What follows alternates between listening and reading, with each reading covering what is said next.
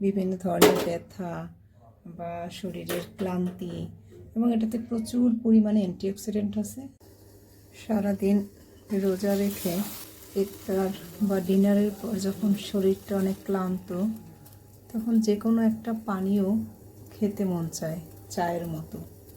কিন্তু চা বা কফিতে ক্যাফিন থাকার কারণে অনেকেই সেটা খেতে পারেন না বা খেতে চান না।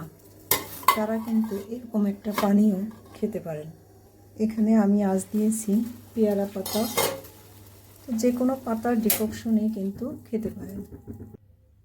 তো এই পেয়ারা পাতার চা বা ডিককশন আমি গরম পানিতে জাল দিয়ে বেশ কিছুক্ষণ ঢাকা দিয়ে রেখেছিলাম।